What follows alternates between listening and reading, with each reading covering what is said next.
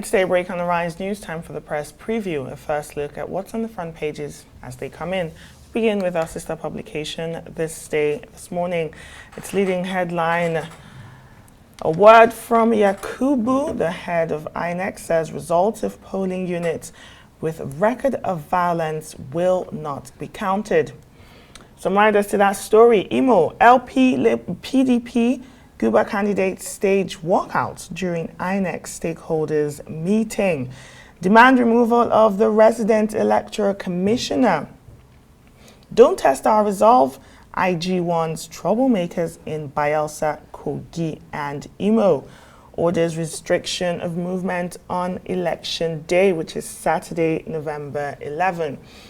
Also deploys 3 DIGs to man elections in those 3 states. The photo there just below, a courtesy visit. This was a courtesy visit by some members of the economic team to the CBN yesterday.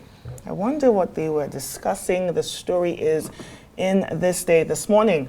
Bayelsa poll, Diri, that's Diri, the governor, deserves another term, says Jonathan. Meanwhile, Labour commences indefinite strike in Imo State. They plan to shut down Owerri Airport, threaten to begin nationwide industrial action November 14, that's next week. Meanwhile, Adegborua urges TUC and NLC to declare total strike. Says Tinubu administration has no regard for labor.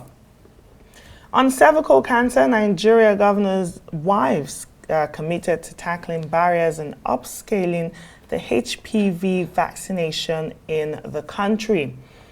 Above the nameplate of this day this morning, NNPC to Venture launches new crude oil grade to compete in Europe. Meanwhile, the Nigerian Ports Authority launches a audacious $1.1 billion plan to rehabilitate 100-year-old Tin Can Island port and others.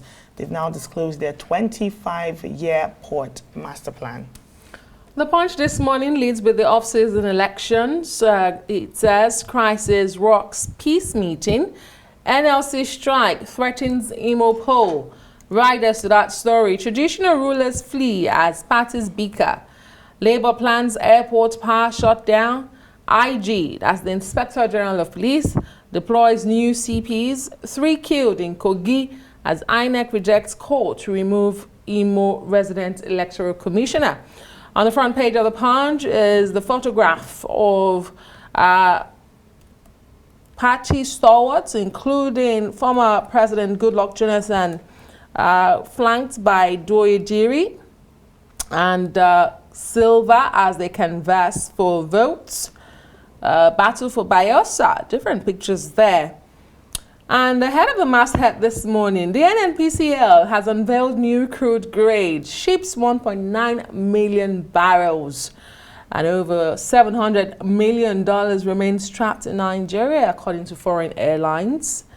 Nigerians lament as Canada suspends Abuja embassy operations. Understandably, the embassy was gutted by fire 2 days ago, or yesterday, a couple of days ago. And so now they have suspended the operations in the Abuja embassy. Well, other stories that made it to the front page of the Punch this morning: certificate racketeering, Lagos Assembly probes LASU. Israel-Hamas Senate demands ceasefire. U.S. rejects Gaza occupation. That's the Punch for you this morning. Let's look at the leadership newspaper. It says civil servants, talking about retirement age, 65 years retirement age. Civil servants grab teaching jobs to remain in service. Director manipulates posting to Abuja school. Education ministry declines comment. The crowd you're seeing there is the representatives of the Solicitor General and the Ministry of Justice on a cyber crime awareness work in Abuja. Governors have refused to sign 5,000 death warrants. Prisons. Kanu approves 40.3 billion naira for roads, flyovers, others. La Long, Ibori's daughter, win now sits at appeal court. Troops kill 10 terrorists, recover arms, motorcycles. Israeli troops in heart of Gaza. WHO laments level of deaths. Labor order shutdown of Imo begins total strike on Tuesday. On the top, parties deploy 130,093 polling agents for Imo, Bayelsa, Kogi polls. Niger demands 13%, that should be Niger, demands 13% derivation from hydroelectricity. The Daily Trust this morning. 3 days to polls. Killings, attacks spike in Kogi, Imo, and Bayelsa. 3 killed as SDP chieftain attacked. The police says they were attacked by thugs. Meanwhile, IGP restricts movements, bars Ebubeago and other quasi-security outfits. War on Gaza, Senate calls for ceasefire and asks federal government to press for two-state solution. Ajaero, Labour orders power shutdown and flight suspension in Imo State. Meanwhile, bandits have killed 10 people in Benue and 5 in Katsina. Appeal court sacks Plateau PDP senator, declares Lalong winner. And cooking gas scarcity persists in Lagos, Kano, others as the price remains unstable. On firearms abuse, Senate indicts customs controllers in Katsina, Kaduna, and Ogun State. That's the Daily Trust. The Nigerian Tribune leads with the labor crisis in Imo State. It says the labor has ordered immediate shutdown of Imo, nationwide strike November 14, perpetrators of attack on NLC president must be brought to justice, says Kakol. But there's a photograph of PDP leaders on the front page of the Nigerian Tribune as campaigns reach fever pitch ahead of the Saturday governorship election in Bayelsa. Former President Goodluck Jonathan, former governors of the party, including Ifeanyi Okowa, Aminu Tambuwal, they all make it to Bayelsa, where Doye Diri, the governor, is also a candidate in that election. It also carries a story from Kogi. It says 3 were killed in Kogi, and the IGP is talking tough. He is warning troublemakers to relocate from the state before the election. Relocate? I wonder where to. Give peace a chance for successful, credible poll. INEC appeals. Why we will win Kogi, Bayelsa, Imo, Guba polls, the PDP is saying. Tinubu will shock currency speculators. Presidency.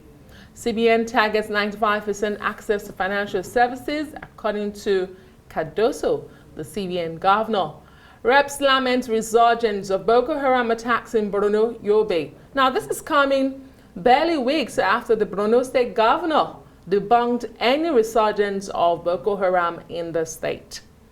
Other stories here. NPA launches $1.1 billion port rehabilitation plan to start with Akpakpa, Tin Can ports. The Israeli-Palestinian war also made it to the front page of the Nigerian Tribune as the Nigerian Senate wades in. 6 ceasefire, ask federal government to press for two-state solution. All right, let's go international. And we have the Independent first. The Independent.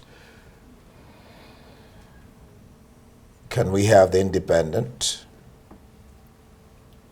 I hope that we do. Yes, that is the king there, regularly dressed with the queen herself by his side. All right, the first king's speech. Last Tory roll of the dice. Historic pre-election opening of Parliament. Some riders there. PM's last-ditch effort to reverse party's decline in polls with crackdown on serious crime. More whole life jail terms for murderers who will be forced to attend court for sentencing. and phased-in smoking ban, with anyone now 14 or under banned from ever buying cigarettes. Sunak backers deride damn quid, as Starmer says, Tories, putting party first, country second. And on the top mast, Israeli troops battle Hamas inside Gaza City, as Netanyahu says he will consider tactical pauses. That's for the Independent. The Daily Express this morning. Rishi Sunak, UK's MP, is accusing Keir Starmer of plot to lock UK in an EU deal. He's warning the Labour would ditch Brexit freedoms and shackle the EU to a fresh EU deal. There's a photo just beside there of the King Charles III and Queen Camilla, with the caption, "King's speech draws election battle lines." This happened yesterday when King Charles III opened Britain's parliament for the first time as monarch, and also the first time in over 70 years that a king is giving that speech drafted by the Prime Minister, Rishi Sunak. Well, many of Wednesday's papers carry pictures of the king delivering his first speech at the state opening of Parliament since taking the throne last year. The Metro dubs the event the King's Speech and says the government plans underwhelmed even its supporters. It says that of the 21 bills mentioned, the lowest number since 2014, none was new and 7 were carried over from the last Parliament. Right, let's look at The Guardian. The Guardian, it says defiant Metropolitan Chief rejects ministers' calls to ban pro-Palestinian march. Rowley says there is no evidence that armistice events will be disrupted, and there you see we can't forget vigils held for Israeli hostages. You see candles there being lit. The Financial Times this morning, 3 big headlines. The first one, just at the top, the King's Speech. Of course, Sunak's final plans have been set out. That's the leading photo there from the King's Speech yesterday. Accounting watchdog scraps plans for full-scale overhaul of boardroom rules. That's FRC ditching over half of reforms. Diversity and ESG provisions go, and business groups decry that U-turn. Meanwhile, Costa quits as Portugal's premier after corruption probe reaches inner circle. Well, the eye understands that Suella Braverman's attempt to ban tents used by homeless people was not cleared by Prime Minister and left Downing Street officials blindsided. Well, their headline, Braverman split with number 10 on tents as Tories accuse her of leadership bid. The Daily Telegraph. Again, you see the picture of the Queen, the King and his wife. Driverless car users not liable for fatal crashes. But the headline says, Hamas fighters last stand at hospital. Terrorists plant booby traps in nurseries as they scramble to hold Israelis, reports Paul Nuki in Gaza. The Times this morning, some of the leading stories on the front page. At the top, an interesting one. Gulp. British women are the world's biggest binge drinkers. They have now been defined as having at least 6 drinks in a single session, with 26% doing this at least once a month. However, British men were higher as well at 45%. Other headlines there, be bold on tax. Tories urging Hunt. And you can see King Charles III there and Queen Camilla in Parliament yesterday as King Charles announced 21 bills that Rishi Sunak, who's facing a general election next year, says will deliver change for Britain. At the bottom, on the front page of the Times this morning, police resist calls to ban march. That's the pro-Palestinian march that has been going on. Sunak and Braverman are opposing those pro-Palestinian protests as the Met chief insists remembrance events will be protected. Well, that's the press review this morning. Let's hear your views on all the burning issues. You can follow us on X, formerly known as Twitter, @AriseTV.